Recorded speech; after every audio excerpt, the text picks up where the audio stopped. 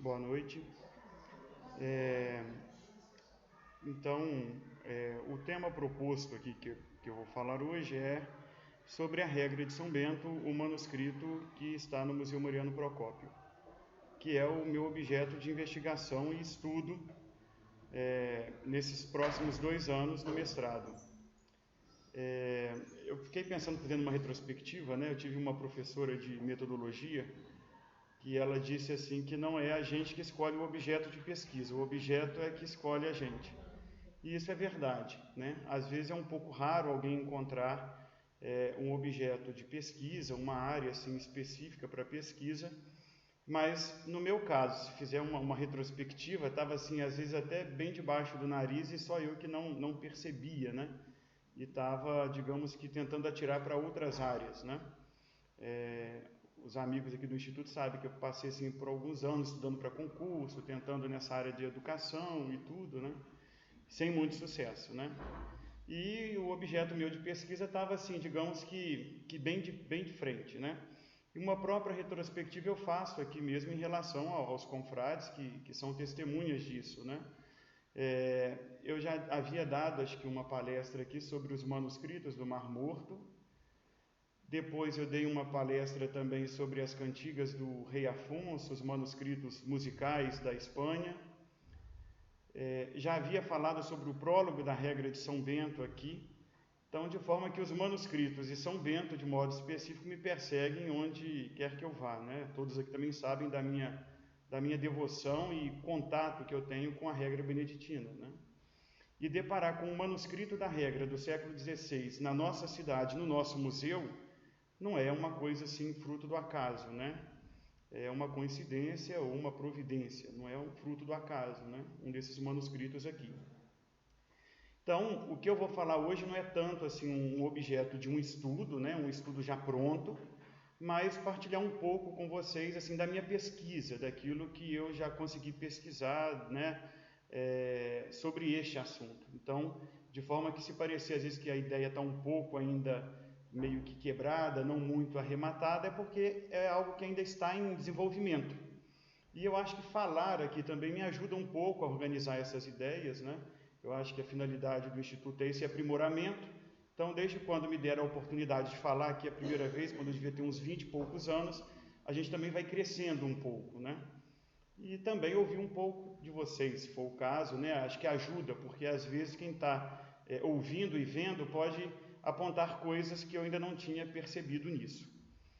Então vamos lá, né? A primeira vez que eu ouvi falar sobre esse manuscrito, eu estava no refeitório aqui do Mosteiro Beneditino, estava hospedado Dom Gregório Paixão, que foi, né, monge da Bahia e era bispo de Petrópolis, né? Ele estava aqui passando uns dias e ele tinha ido fazer uma visita ao museu, acho que na época era o Antônio Carlos, e no horário do jantar eu lá com ele, ele me contou a história do manuscrito que tinha da regra de São Bento aqui no Museu Mariano Procópio.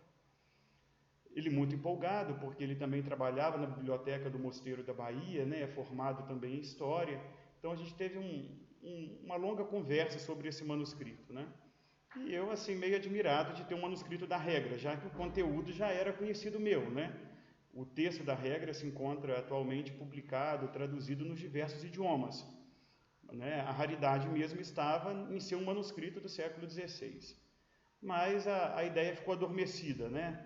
Desse manuscrito, até mesmo porque ele não fica exposto, tem uma raridade, fica dentro, né, de um setor, né, privado. A Graça e a Maria Lúcia, que né, ficaram no museu durante um tempo, sabem, conhecem o objeto e podem atestar essa raridade e o cuidado que tem que ter com um objeto desse, né?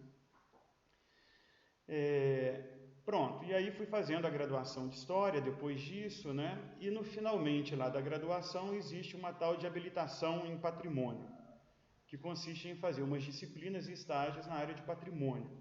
Acredito que seja uma tentativa do curso de profissionalizar o historiador, né? Mas é uma disciplina muito interessante porque coloca a gente nessa área prática, né? Seja com arquivo, seja com museu, seja com patrimônio e edificações. E aí, essa disciplina, uma das últimas, previa bastante visitas técnicas ao acervo do Museu Mariano Procópio, com a professora Maralis, que atualmente é a minha orientadora, né? E aí, passeando pelo museu, cada aluno tinha que escolher um objeto do museu que não havia sido estudado. A proposta da disciplina era essa, que o aluno teria que fazer uma pesquisa sobre algo do museu. O museu tem muitos objetos, nem todos ainda foram estudados, né? Estão só catalogados. E aí cheguei no setor, o Sérgio, que também já é conhecido nosso, estava lá, e me deparei com o livro da regra lá na mesa, com tantos outros livros raros do museu. Eu cresci o olho, né? Na hora que eu vi aquilo, né? A paixão pelo canto gregoriano também, que eu já lembrei de outra palestra que eu fiz aqui de semiologia, que envolve a área de manuscrito. Mas jamais imaginaria que fosse estudar sobre isso, né? E aí eu perguntei, muito acanhadamente, eu falei, alguém já estudou? Imaginei que por ser o objeto mais raro, né, um dos 5 mais raros assim do museu, que da biblioteca acho que é o mais raro, mas sempre quando tem alguma nota na imprensa de objeto do museu raro, esse manuscrito está sempre no meio, né, entre os 5, os 10 primeiros. E aí o Sérgio falou, não, ninguém nunca estudou, a gente tem pouca informação sobre esse manuscrito. Então eu me candidatei à orientadora, né, estudar manuscrito aqui em Juiz de Fora, na Universidade Federal, não está fora de contexto, né? Quem que vai orientar ele? Mas enfim, né, fiz o artigo, né, era para ser um artigo simples para aprovação na disciplina. No final do período já estava dando já 20 folhas e eu não conseguia terminar, de tanto conteúdo que eu vi. Acho que o que faltava um pouco para esse objeto era isso, né? Alguém que conseguisse olhar com outro olhar e ver elementos ali, né? Eu acho que a gente, na função de historiador, interroga o objeto, faz perguntas a ele e, de certa forma, ele responde, né? O ofício um pouco do historiador é isso, né, fazer perguntas sobre o objeto, né? E eu consegui ver muitos elementos ali, sabe? Que daria mesmo para iniciar esse estudo, né? Enfim, entreguei a ela, né, o artigo, ela falou, olha, não é um artigo, isso para mim é um compilado de ideias boas, mas não é um artigo. Mas era algo para a disciplina, fui aprovado com uma nota boa e deixei a ideia de lado, né? Até que abriu o processo do edital de mestrado, eu recorri a ela novamente e perguntei se aquele artigo daria um projeto, né? Ela, boa sorte, né? Você vai sofrer um pouco sozinho porque eu não vou poder te ajudar em quase nada. E aí eu fiz todo um processo de seleção que deu certo, digamos assim, né? E mais recentemente ainda, para poder me ajudar, eu procurando na internet, né, informações sobre regra de São Bento, achei um contato chamado Catarina Fernandes, tem o meu sobrenome, mandei um e-mail para ela, e aí depois que eu fui realmente saber quem era, é uma professora do Instituto de Estudo Medieval de Lisboa, e ela é especialista em manuscrito da Ordem de Cisterna em Portugal.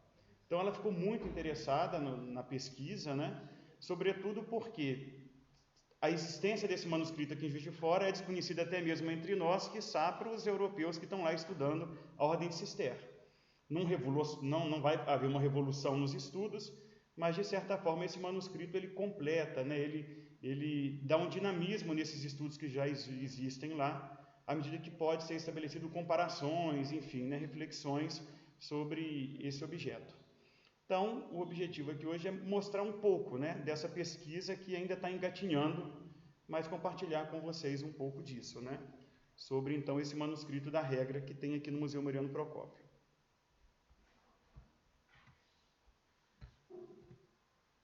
Não está passando mais.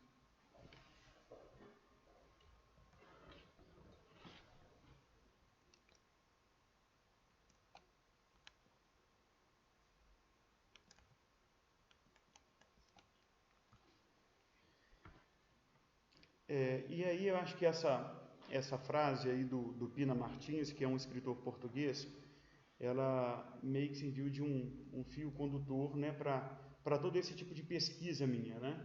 Porque é um tipo de pesquisa meio que raro no Brasil. A gente tem alguns manuscritos na Biblioteca Nacional, são alguns livros de horas que vieram junto com a Biblioteca Real, né, quando a família real veio para o Brasil.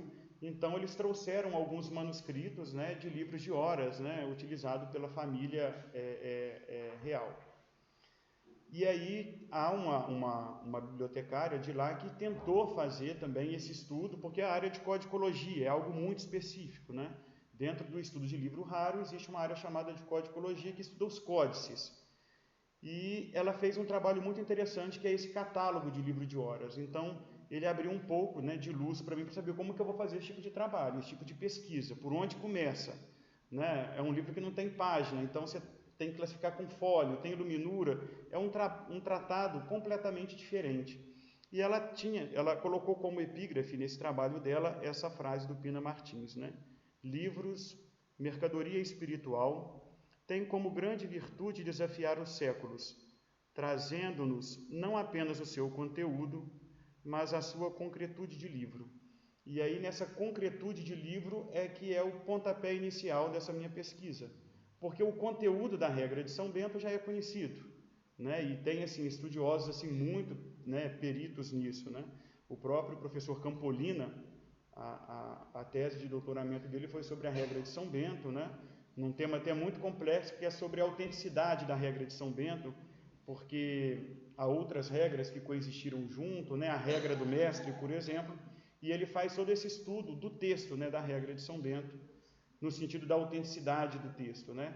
Então aí envolve mais uma área da própria teologia, da filosofia, que se vai se voltar para esse texto, né? A parte mais espiritual, jurídica. Não é esse o meu objetivo na pesquisa, né? Eu conheço o texto da regra, está aí comentado, então não é sobre isso, é essa concretude desse livro, porque é um objeto, né? Então é essa questão do objeto de arte, né? Durante toda a trajetória, desenvolvimento da história da Igreja, né, e até recentemente, o homem tem uma relação muito direta com o livro enquanto objeto, né? Basta ver isso na liturgia, quer dizer, não é só o conteúdo pelo conteúdo, né? Mas você se aproxima no livro com uma reverência, você beija o livro, você transporta o livro numa procissão, existe uma estante específica para a leitura do livro, né? Existe uma capa, um adorno, uma pintura, fechaduras, marcadores, né, que a liturgia utiliza, ou seja, para essa materialidade desse objeto, né, que revela a dignidade do texto, né, que está ali contido, mas também a concretude, quer dizer, esse objeto ele é tratado de uma forma diferente, né, um objeto de arte, um objeto que tem uma devoção, né, pelo simples objeto, né. Basta ver nas missas episcopais quando o bispo pega o evangeliário e dá a bênção, quer dizer, é a concretude do objeto como se fosse o próprio Cristo que estivesse ali, né. Então, é buscar um pouco essa materialidade desse objeto no seio em que foi feito, né, como uma arte manuscrita, o seu uso, né, esse uso particular numa comunidade religiosa, até esse manuscrito chegar aqui no Brasil e agora virou um objeto, digamos que de museu. Então, quer dizer, né, um único livro, um livro religioso, que recebe uma parte de arte, né, por quem o fez, depois ele tem uma vida de utilização litúrgica no mosteiro, da sua origem, que a gente ainda não sabe qual é, e depois vira um objeto de coleção da Viscondessa e agora um objeto de museu. Então, essa versatilidade desse objeto nesse transcorrer aí dos séculos, né? E que faz com que esse livro chegue conservado até nós. Então, é um pouco isso, né? Desafia os séculos. O Chartier, que é um historiador, ele fala que desde quando a gente utilizava os rolos, né? E os monges passam a utilizar o códice, porque o rolo você só escreve de um lado, né? E depois você não consegue ler do outro lado que está enrolado. O códice, ele permite você utilizar as duas páginas aí do fólio, né? Até recentemente, a gente tem a mesma materialidade, né?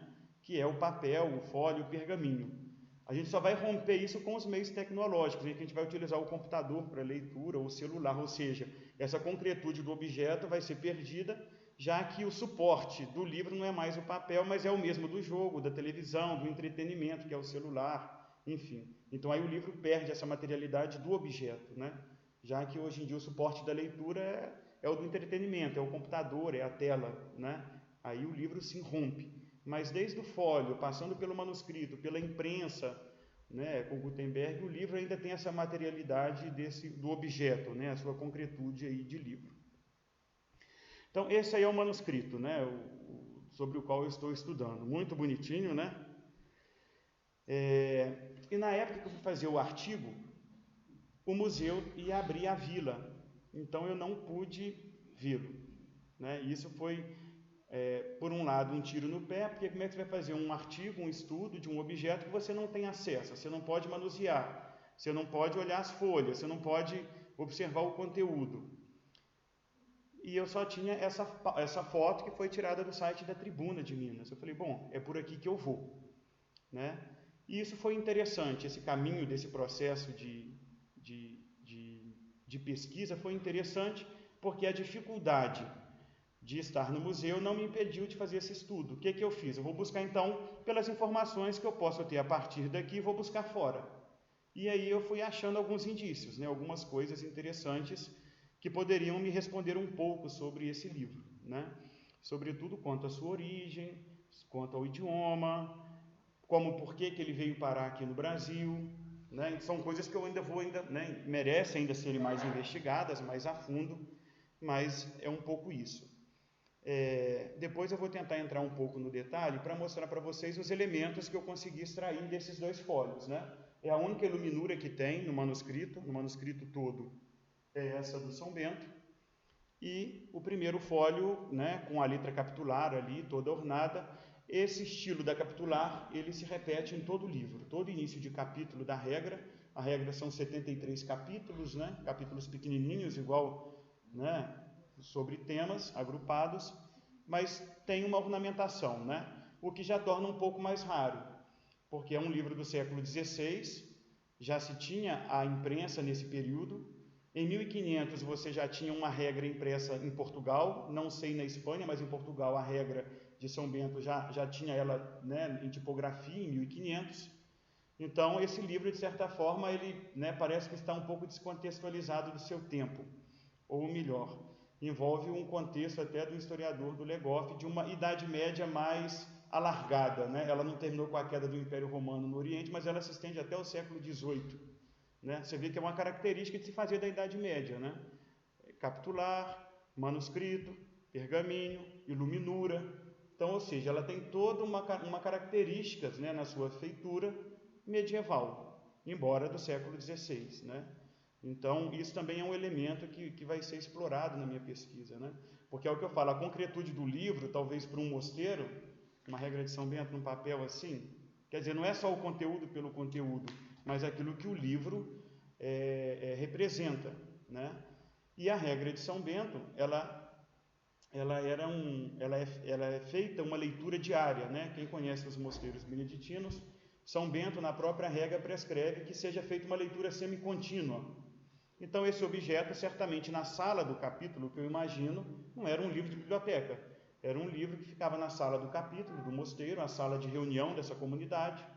E os monges ou as monjas, né, depois do ofício de terça, se reúnem nessa sala para ler todo dia um fragmento da regra de São Bento. Então era um livro de uso diário nessa comunidade, né? Certamente pela sua capa de veludo, né, tem as fechaduras aqui em prata. Não estou conseguindo. Apontador, beleza. Né? Ela tem aqui duas fechaduras em prata, né? Está encadernada em veludo, a iluminura, o tamanho também da letra, né? É uma letra maior, o que supõe uma leitura à distância, né? Era um livro também possivelmente utilizado em ações rituais dessa comunidade, né? Em bênçãos abaciais, por exemplo, há um rito em que se entrega esse livro à abadesa, falando, né? Recebe a regra de nosso pai São Bento, né? Procure cumpri-la. Então, era um livro de muita utilidade para essa comunidade, né? De forma que não existe um mosteiro beneditino que não tenha regra. É um livro, digamos que fundamental, né? Um item de sobrevivência para essa comunidade. Então, o manuscrito da regra da Ordem de São Bento, conservado no Museu Mariano Procópio, entrou para o acervo por meio de doação feita pela Viscondessa de Cavalcante. Ela era prima, né, do Alfredo e colecionadora, né, nata, né? Muitos dos acervos da biblioteca, enfim, peças de Egito, né, Graça, o leque, enfim, ela não tinha um padrão para a coleção, né? Ela gostava de coisas exóticas, né? E ela doa, então, essa regra entra junto com a biblioteca dela, parte da biblioteca, como doação, se eu não me engano, em 1932. Acho que foi essa data que ela fez essa doação. O manuscrito em si é datado de 1582. Pelo menos essa é a data que consta na iluminura. Depois eu vou mostrar para vocês essa data.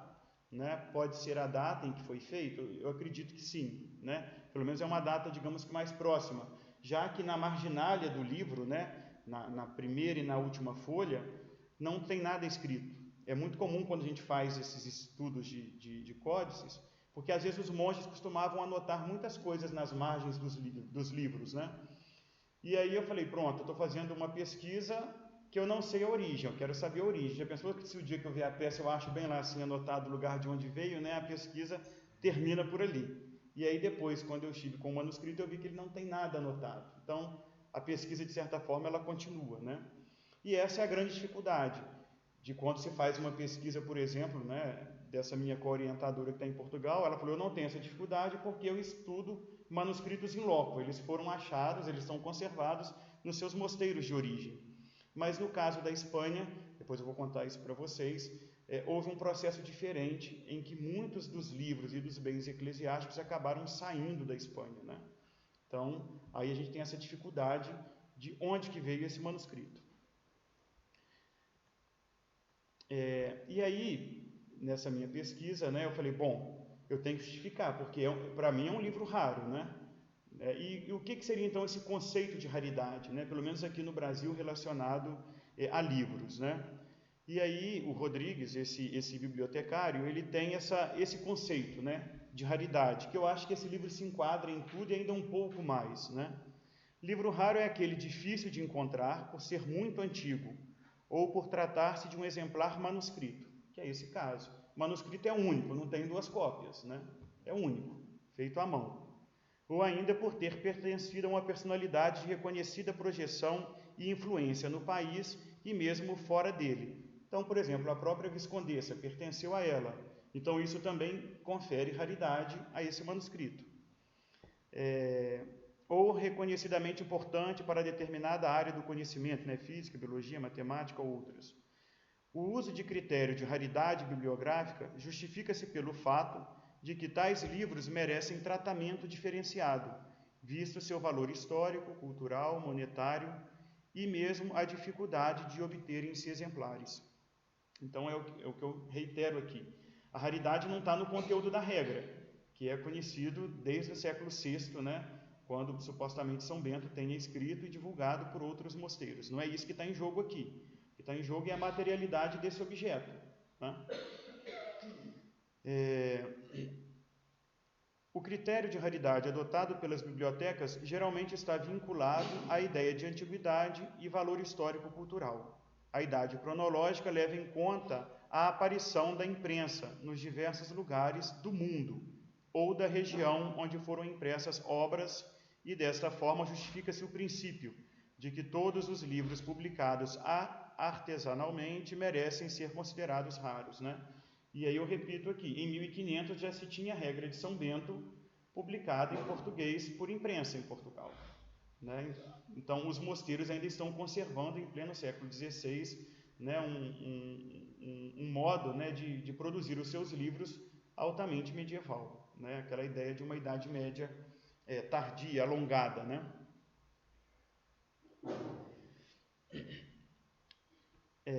E aí um outro historiador do livro, Chartier, menciona isso, que eu acho muito importante. Em suas estruturas fundamentais, o livro não é modificado pela invenção de Gutenberg. Por um lado, pelo menos até mais ou menos 1530, o livro impresso continua muito dependente do manuscrito, né? E isso é interessante, porque imita a página. Quando você olha aqueles alfarrábios, né, os primeiros livros impressos, eles tentam reproduzir o mesmo tipo de caligrafia, de disposição da página, como se fosse um códice.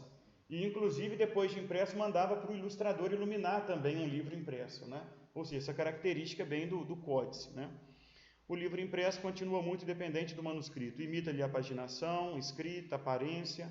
Acima de tudo, exige-se que o acabamento do livro seja obra da mão do iluminador, que pinta letras iniciais adornadas ou historiadas e miniaturas, à mão do corretor ou emendador, que acrescenta sinais de pontuação, rubricas e títulos, à mão do leitor, que inscreve na página as notas e indicações marginais. Aí então, então eu falei, vou estudar o Códice da Regra Beneditina, né, que está aqui em Juiz de Fora. E aí eu me deparei com um estudo, né, não só de códice, mas um historiador específico de códice da regra beneditina. Não imaginaria que existia isso, né? Alguém que se dedicasse somente a estudar os códices da regra de São Bento. E aí, o códice que, digamos, que poderia ser o original, né, de São Bento, ele é designado, acho que até com a letra sigma, ele não existe. A crônica de Monte Cassino, ela diz que em 883 os sarracenos, né, eles invadem, destroem o mosteiro, e parece que esse códice original, né, o que seria o original da regra de São Bento, ele é perdido, né? De forma que, então, todos os manuscritos que nós temos da regra de São Bento, atualmente, eles chamam de apócrifos, né? Não é porque ele não tem canonicidade, é porque ele é uma cópia do que foi o original, e a gente não tem mais o original para se fazer uma comparação, né? Então, são chamados todos de apócrifos, já que o original, o que saiu da mão de São Bento, ninguém tem. Então, é um pouco isso, né? A gente tem essa narrativa dessa história dos manuscritos. Na segunda destruição de Monte Cassino, pelos sarracenos, o códice autógrafo da regra de São Bento foi levado pelos monges em fuga para Tiano e Capua, onde permaneceram, como que em exílio desde 883 a 950. Ali, porém, um incêndio destruiu o mosteiro e queimou o dito códice, no ano de 896. Disto nos dá conta a crônica cassinense até a expedição de Luís II. Entretanto, o apógrafo enviado a Carlos Magno, 2 monges de Reichenau, à volta do ano 820, conseguiram com toda exatidão e escrúpulo tirar uma cópia, precisamente do Códice Sangalense. Essa abadia de San Gallo, na Suíça, eu já falei dela aqui porque os manuscritos de canto gregoriano, os principais, foram conservados lá. Então, os livros dessa abadia são muito importantes, tanto no que diz respeito à música, mas também ao manuscrito da regra de São Bento, né? A abadia de Santo Galho, que enviaram a Rei Gilberto, bibliotecário do seu mosteiro.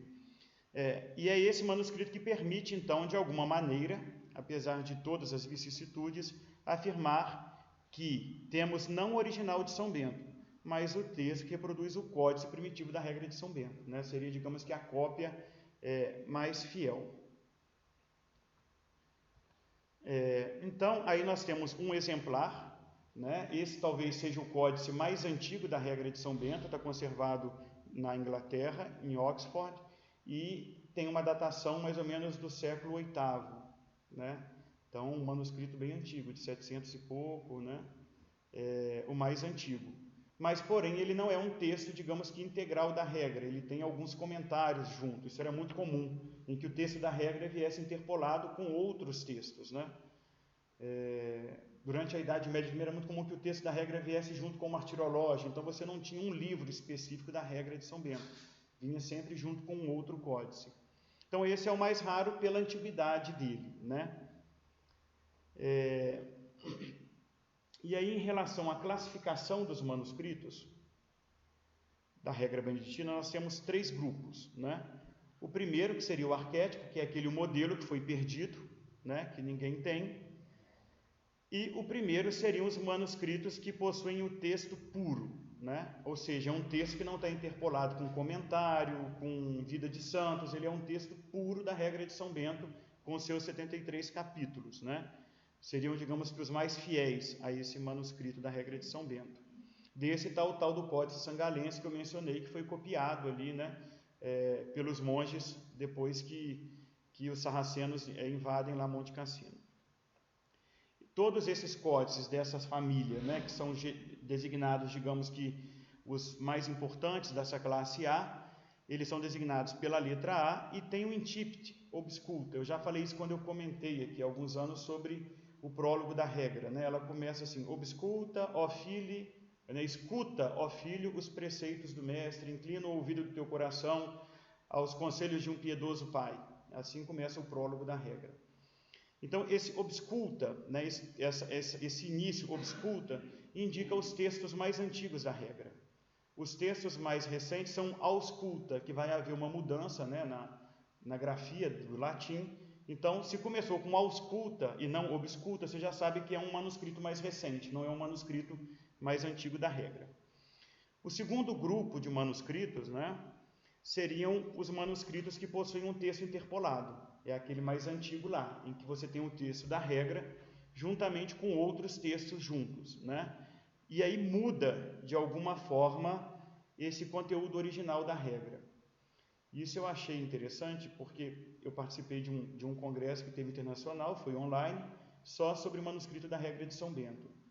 E aí teve uma palestra exatamente sobre traduções da regra de São Bento, né?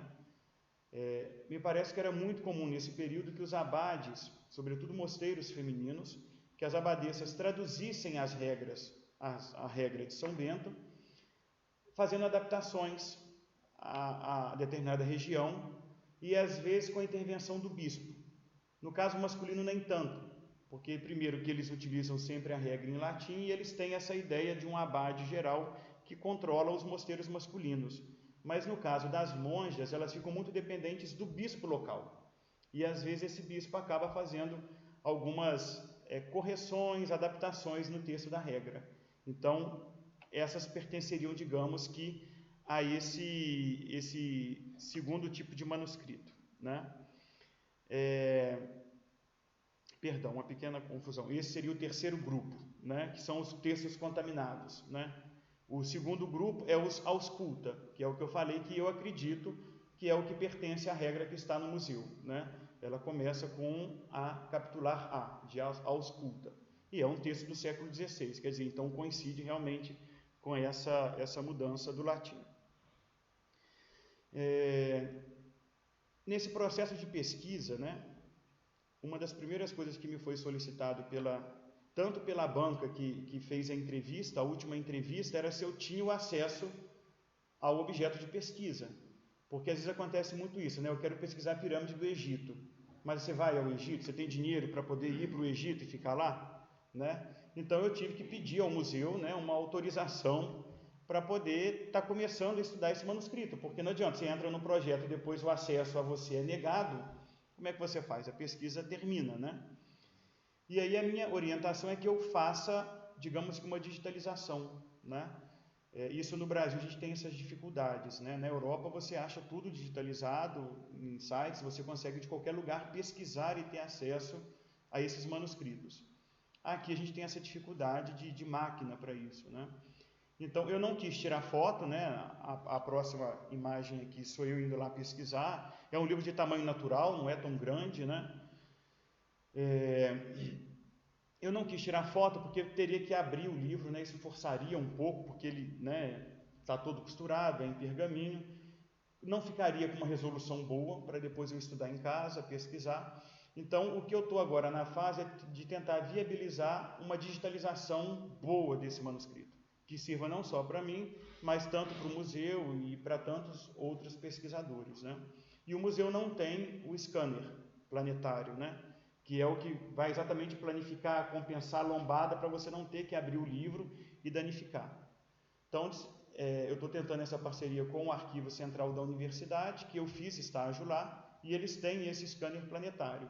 Então, eu estou agora nessa fase de fazer um projeto para tentar fazer essa parceria, né? Ver se a gente consegue ir ao museu e digitalizar outras coisas que o museu também tem interesse, porque acaba que o manuseio, né, acaba danificando a peça, né? E atualmente assim a indicação, né, dessas partes de arquivologia é que o museu tenha uma cópia disso num pendrive, uma na nuvem e outra em pendrive, mas fora do museu, porque se acontece alguma coisa você tem como ter acesso a isso, né?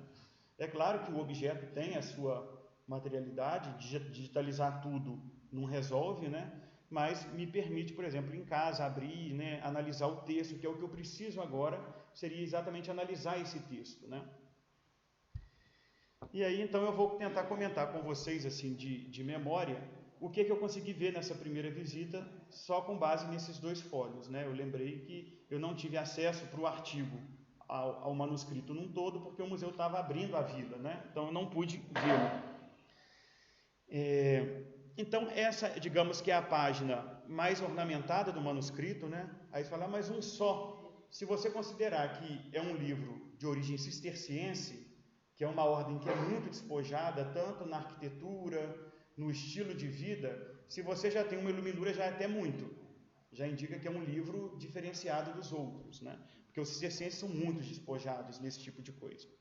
Então, a gente percebe aqui, na centralidade da cena, né, um monge, com hábito, aqui aparece como marrom, mas é negro. Ele tem alguns elementos, né, que o identificam. Primeiro, uma auréola. Então, trata-se de uma pessoa concreta, de um santo, né, uma pessoa que está num grau de santidade. Essa própria elevação dessa colina, né, que ele está em relação à segunda imagem, já indica que ele está num grau superior, ele está de pé, ela está ajoelhada. Então, são duas figuras que se dialogam nessa cena, né? Outros elementos que identificam um báculo e o outro um livro na mão, né? Um livro na mão que possivelmente tem a mesma coloração desse, né? Encadernação vermelha.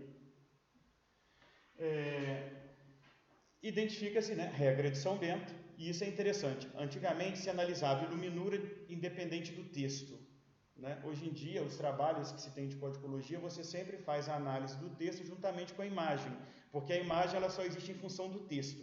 Então, quando você olha o texto, aquela imagem ali lança luz sobre o texto e o texto sobre a imagem, né? Elementos da iconografia de São Bento faltam, né? Às vezes o corvo, a mitra, enfim, são alguns elementos, mas o básico de São Bento está aqui, que é o báculo e a regra na mão, né? E o hábito preto, né? Negro. Nós temos algum douramento, né, na roupa dele, tá vendo? O douramento na cogula, né? E reparem uma coisa também que pode nos indicar a origem, né? Não é um São Bento italiano, é um São Bento ibérico, é um São Bento jovem sem barba. O São Bento que a gente conhece, o tradicional, é aquela iconografia italiana de um ancião com barba. A iconografia ibérica, ela é diferente. Ela sempre retrata São Bento como jovem. Então, isso já indica um pouco essa origem com base nessa iconografia. Outra coisa que eu acho interessante sobre o texto da difusão da regra de São Bento, que eu não falei, mas eu estou lembrando agora e vou voltar, é que não se pode deixar de pensar também na regra como um gênero literário, né? Eu acho que no nosso meio aqui é comum falar sobre isso e é tranquilo para todos. Mas eu tenho muita dificuldade na universidade, quando eu falo regra, o professor explica o que é regra, porque ninguém sabe o que é isso, né? Então, assim, se a gente olhar o período patrístico da igreja, nós temos diversos estilos literários e a regra é um desses estilos, né? Nós podemos considerar que a regra é um estilo literário, né? Não existe só a de São Bento, ela existe com tantas outras coisas e com tantas outras regras nesse período, né? Tanto no Oriente quanto no Ocidente. No Oriente, acho que o Campolino, no livro dele, fala que existiram mais ou menos umas 30. Então, quer dizer, a de São Bento é uma no meio de tantas outras que a partir do século IV, V e VI tentam regular as vidas nessas comunidades religiosas, nos mosteiros, né? E ela tem um estilo literário bem próprio, né? De capítulos, de organização, tanto espiritual quanto prático, né? Então, esse é um pouco do gênero literário da regra, né? Só para ilustrar aqui o conteúdo, né? São Bento fala tanto de coisa espiritual como de coisa prática, do tipo, do trabalho da cozinha ninguém se esquiva, né? Nem o filho do pobre, nem o filho do nobre, todo mundo tem que cozinhar. De quem vai cantar o salmo durante a semana, né? Da ordem dos monges, ou seja, da ordem dos monges no mosteiro, ou seja, ela tem um caráter prático de organizar a vida, daí que vem o nome de regra.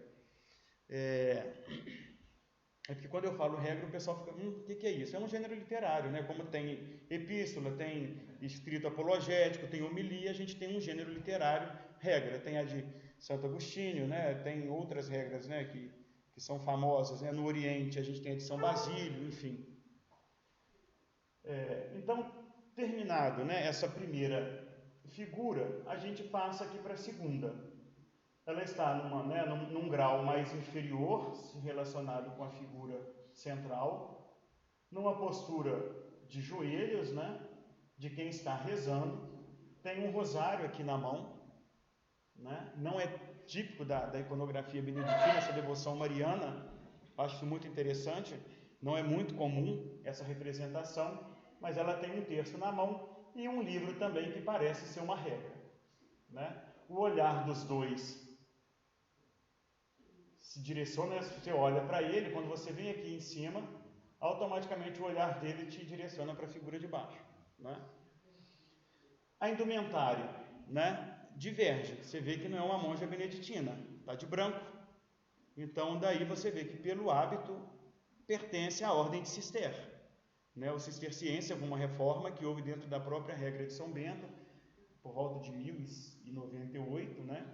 Em que os monges, querendo uma vida um pouco mais introspectiva, mais de oração, mais de trabalho, fazem uma reforma dentro da ordem beneditina, e aí o mais famoso da ordem de Cister é São Bernardo de Claraval, que todo mundo conhece, São Bernardo, né? Talvez seja o filho mais ilustre aí da ordem de Cister.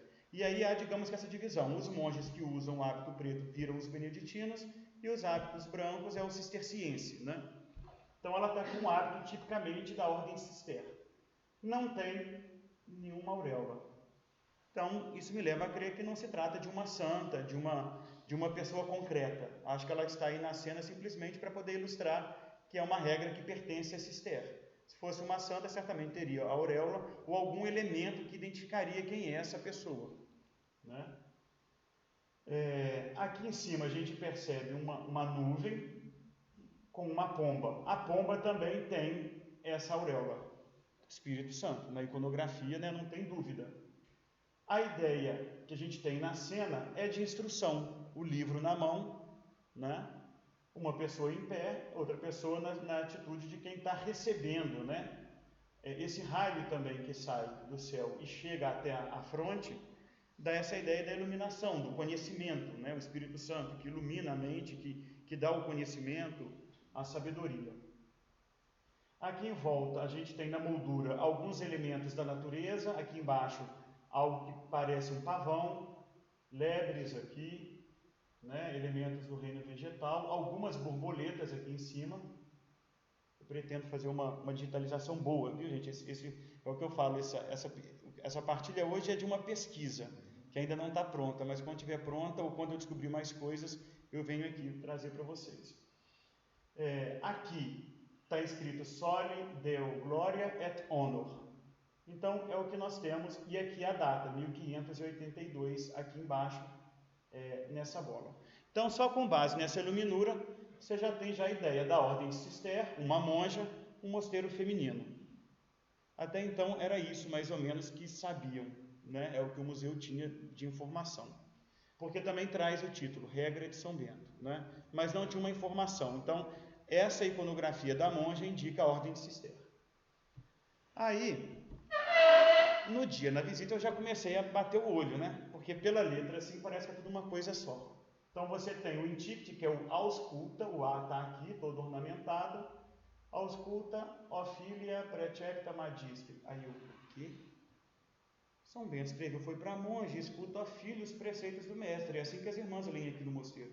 Escuta ao filho os preceitos do mestre. Filia. Peraí, vou seguir, que às vezes pode ser a fonte, né? Tem que estudar a fonte. Mas está lá, é um A, bem claro, né? É o gótico rotundo, essa letra é gótico rotundo, é uma letra exatamente para leitura em voz alta, né? Então a gente imagina essa dinâmica desse livro. Quer dizer, eu falei, será que isso é uma adaptação, né? Aí cheguei aqui, não está em latim, não sei se vocês vão conseguir acompanhar, mas está. Escucha irra, los mandamientos. Então a regra não está toda em latim, ela segue em espanhol. Aí eu falei, então, quer dizer, então a Espanha já indica um lugar de origem, possivelmente, né? Agora o meu próximo passo é me arrumar um perito, porque graças como a Espanha tem muita variação, né, de idioma, pode ser que está em catalão, pode ser que a gente indica uma região mais próxima da origem desse manuscrito. E aí eu fui ver que isso era muito comum nos mosteiros femininos. A declaração ante o capítulo é sempre em latim. Abaixo, a regra segue sempre em língua vernácula. Tem um motivo prático, né? São Bento manda que se leia a regra para que ninguém cometa uma falha e fale, eu não sabia. É isso que ele fala no mosteiro, está na regra. Ele fala, leia todos os dias.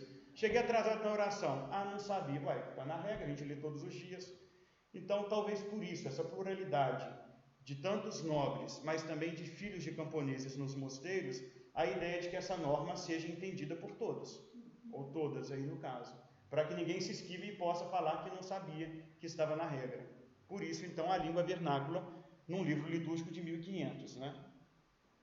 Bem antes aí do Vaticano. Então, enfim, né? Hoje eu paro por aqui, quer dizer, nessa questão do manuscrito, né? Então ele começa em latim e me chamou muito essa atenção dele estar todo escrito para um público feminino, né? Não só aí no começo, mas aí lá, por exemplo, na regra onde São Bento fala, né?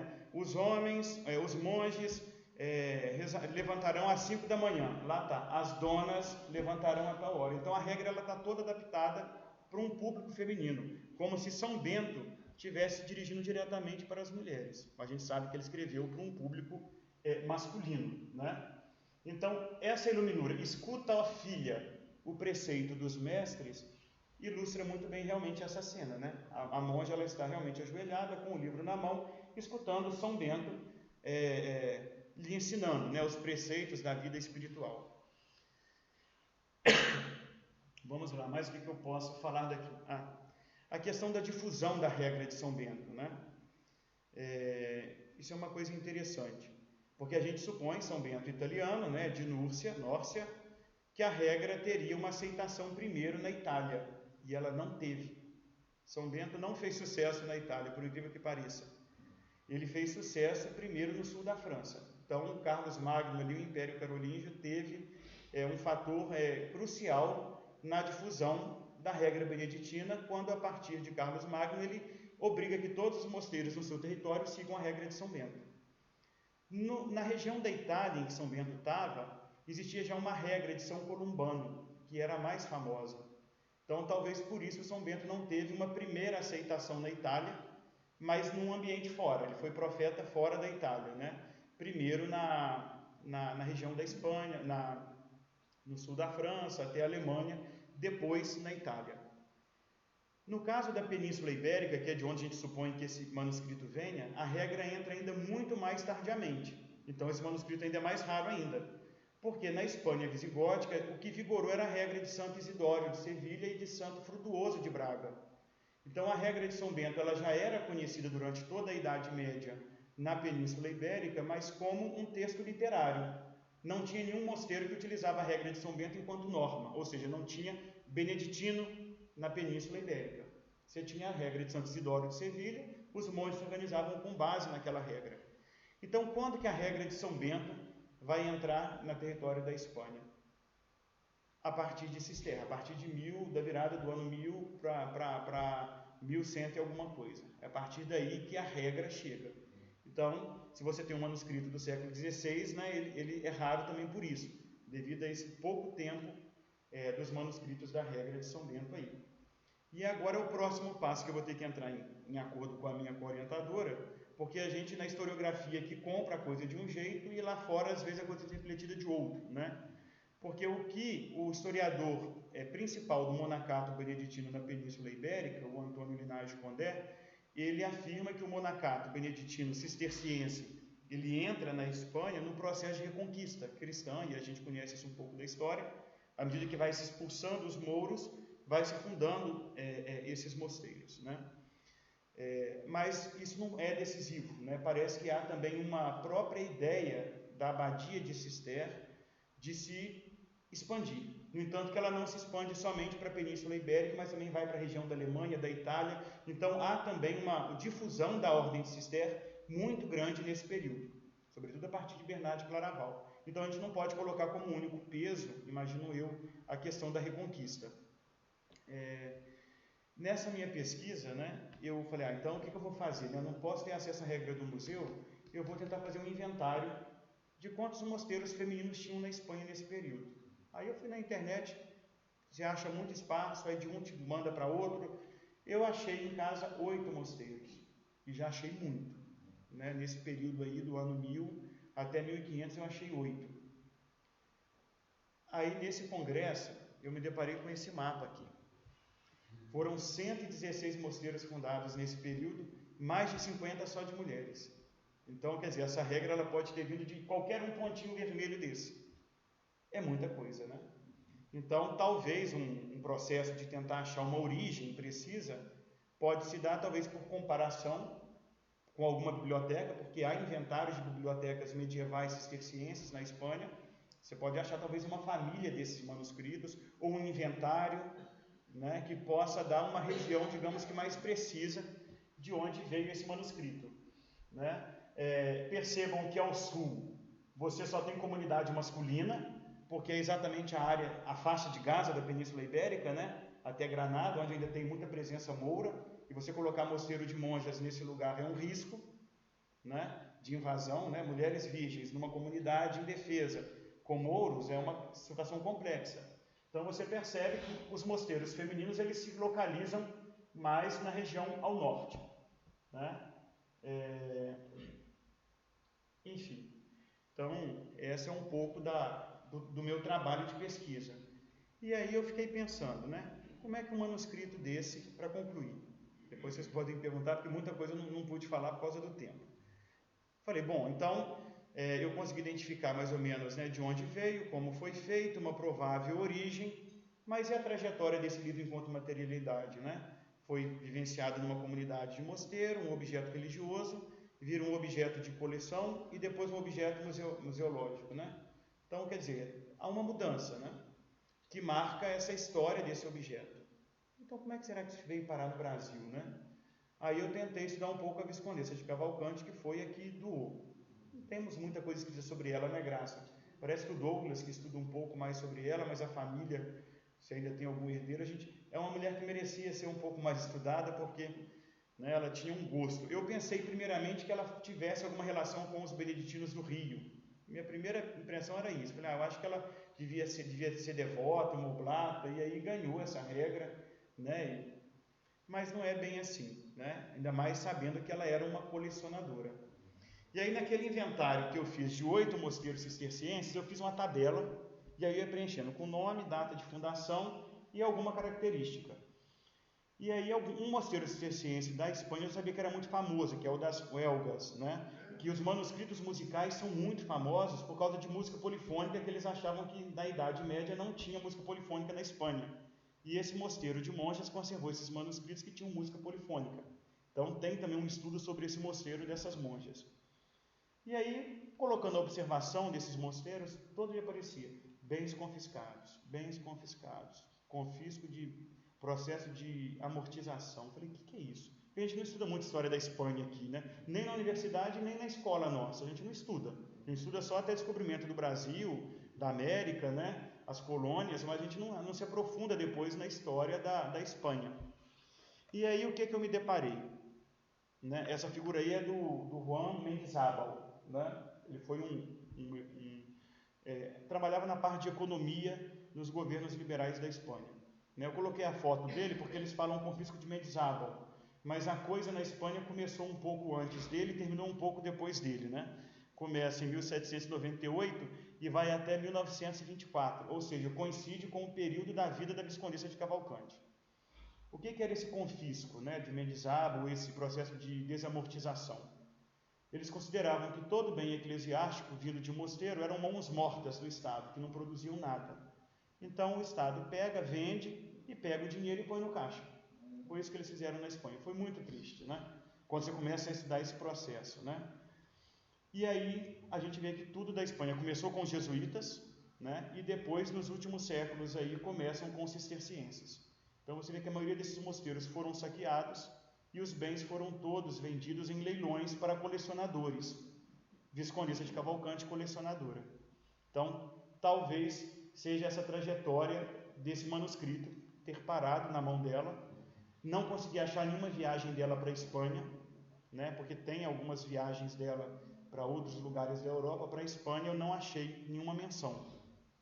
Mas se esse manuscrito entrou no mercado de colecionador, ela pode ter comprado por um atravessador até mesmo na França, a gente sabe que ela foi muito à França, né?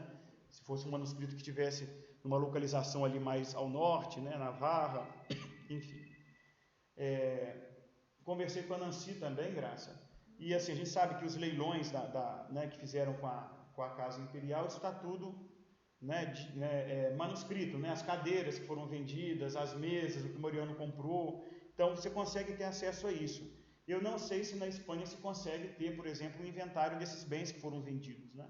É um trabalho, digamos que mais complexo, talvez pode ficar para o futuro, né? Para tentar achar essa possível origem desse manuscrito, né? Acho que eu não vou sossegar enquanto eu não descobrir, porque uma coisa vai puxando a outra, né? São hiperlinks, você começa a fuçar numa coisa e você vai achando outras, né? Então, é um pouco isso, é o pé que está na pesquisa, né? Eu entrei já no mestrado, mas não tinha uma pesquisa prévia, né? Por isso que eu estou com esses dados, que são muitos, mas que eu tenho agora esses 2 anos para poder tentar purificar isso, né? E comprovar, né? Ou não, né? Essa origem, né? Enfim, de que lugar que ele veio. É isso, gente. 8h30.